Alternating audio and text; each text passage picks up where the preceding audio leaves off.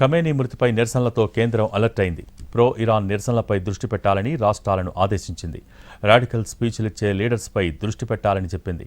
ఉద్రిక్తతలు పెంచే ప్రసంగాలపై నిఘా పెట్టాలని, సోషల్ మీడియాలో విద్వేష ప్రచారాలపైన ఫోకస్ పెట్టాలని ఆదేశించింది.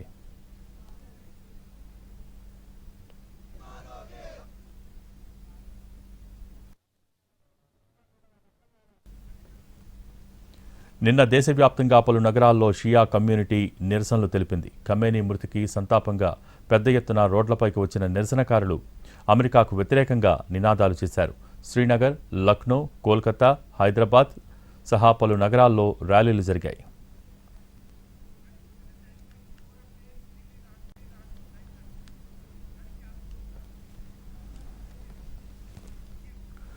ఖమేనీ మృతిపై నిరసనలతో కేంద్రం అలర్ట్ అయింది. ప్రో ఇరాన్ నిరసనలపై దృష్టి పెట్టాలని రాష్ట్రాలను ఆదేశించింది. దీనికి సంబంధించి మోర్ అప్డేట్స్ మా ప్రతినిధి రాజు ఢిల్లీ నుంచి లైవ్ ద్వారా అందించేందుకు సిద్ధంగా ఉన్నారు.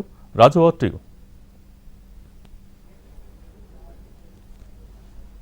Thank you Bhogi. ప్రస్తుతము పశ్చిమాసియాలో నెలకొన్నటువంటి ప్రత్యేక పరిస్థితులు, ముఖ్యంగా ఇరాన్ చీఫ్ ఖమేనీ మృతి తర్వాత నెలకొన్నటువంటి ఏవైతే ప్రధానంగా ఈ ఇష్యూస్ అన్నింటినీ కూడా ఎప్పటికప్పుడు భారత్ పరిశీలిస్తూనే ఉంది. అందులో భాగంగా రాష్ట్ర ప్రభుత్వాలకు కీలకమైనటువంటి హెచ్చరికలు జారీ చేశారు. ఎక్కడ కూడా ఈ ఖమేనీ మృతికి సంబంధించినటువంటి సంతాపాలు కావచ్చు, లేదంటే షియాలు రోడ్లపైకి వచ్చి చేసేటటువంటి ఆందోళనలు కావచ్చు, ఏవి జరగకుండా చూడాల్సినటువంటి అవసరం ఉందనే విషయాన్ని స్పష్టం చేశారు.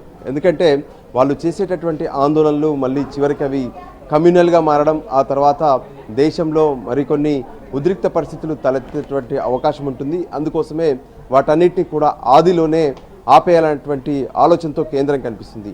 ఈ విషయంలో కేంద్ర హోంశాఖ ఇప్పటికే పలుసార్లు కీలక సమావేశాలు నిర్వహించింది. సో ప్రతిదీ కూడా పకడ్బందీగా ఏ విధంగా దేశంలో జరిగేటటువంటి ఆందోళనలను అడ్డుకునేందుకు అవకాశం ఉంటుందనే దాని మీద కూడా దృష్టి సారించారు. అందులో భాగంగానే రాష్ట్ర ప్రభుత్వాలకు, ముఖ్యంగా డీజీపీలకు కేంద్ర హోంశాఖ లేఖ రాసింది. సో రాడికల్ స్పీచెస్ ఇచ్చేటటువంటి వాళ్ళను, అంటే కొంతమంది మతం పేరుతో కానీ లేదంటే ప్రత్యేక సమావేశాల సందర్భంగా ప్రస్తుతం ఇరాన్లో జరుగుతున్నటువంటి పరిణామాలను అనుకూలంగా మార్చుకుంటూ ఇక్కడ ఆందోళనలు సృష్టించేటటువంటి అవకాశం కూడా ఉంటుంది. సో అటువంటి స్పీచ్లు ఇచ్చేటటువంటి వాళ్ళను ఖచ్చితంగా గుర్తించాలి, వెంటనే వాళ్ళపై చర్యలు తీసుకోవాలంటూ కూడా హోంశాఖ పంపినటువంటి లేఖలో కనిపిస్తుంది. మరోవైపు ఎక్కడైతే ఈ సోషల్ మీడియాలో కూడా కొంతమంది కావాలనే అల్లర్లను సృష్టించేందుకు పెద్ద ఎత్తున ప్రయత్నాలు చేస్తూ ఉంటారు, అటువంటి వాళ్ళపైన కూడా దృష్టి పెట్టాలి. అందుకే సోషల్ మీడియా పైన పూర్తి స్థాయిలో ఎప్పటికప్పుడు మానిటరింగ్ ఉండాలనేటువంటి అంశాన్ని కూడా స్పష్టం చేశారు.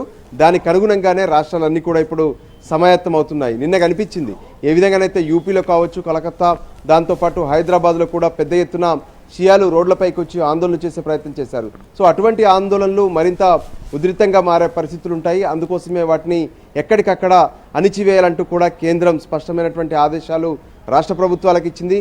అంతేకాదు ప్రస్తుతం దేశవ్యాప్తంగా కూడా ఈ రంజాన్ మాసం నడుస్తున్నటువంటి పరిస్థితుల్లో ఏ విధంగానైతే సున్నితమైనటువంటి ప్రాంతాలు ఉంటాయో ఆయా ప్రాంతాల్లో అదనపు బలగాలను మోహరించినటువంటి అంశాన్ని కూడా స్పష్టం చేశారు.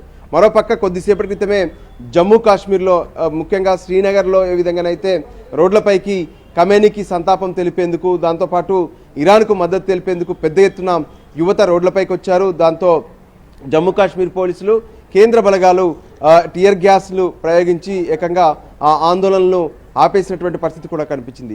సో ఇటువంటి పరిస్థితులు మరింత ఉద్రిక్తంగా మారితే అది దేశంలో కూడా కొంత గందరగోళాన్ని సృష్టించే అవకాశం ఉంటుంది. అందుకోసమే ఏవి కూడా ఆందోళనలు జరగకుండా చూడాల్సినటువంటి బాధ్యత రాష్ట్ర ప్రభుత్వాలదనే విషయాన్ని స్పష్టం చేశారు. అంతేకాదు రాష్ట్రాలు అక్కడ ఉన్నటువంటి పరిస్థితులపైన ఎప్పటికప్పుడు కేంద్ర ప్రభుత్వానికి నివేదించాలి.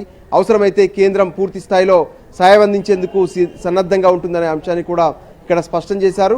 మొత్తానికి ఇరాన్ అటు ఇజ్రాయెల్ అమెరికా యుద్ధానికి సంబంధించినటువంటి ప్రభావం తమ దేశం పైన ఎట్టి పరిస్థితుల్లోనూ పడకుండా చూసేందుకు అన్ని రకాల జాగ్రత్తలు అయితే తీసుకునేందుకు పూర్తి స్థాయిలో కేంద్ర ప్రభుత్వం సన్నద్ధమవుతుంది. అందులో భాగంగానే రాష్ట్ర ప్రభుత్వాలకు హెచ్చరికలు కూడా జారీ చేసింది. భోగి. Thank you Raju.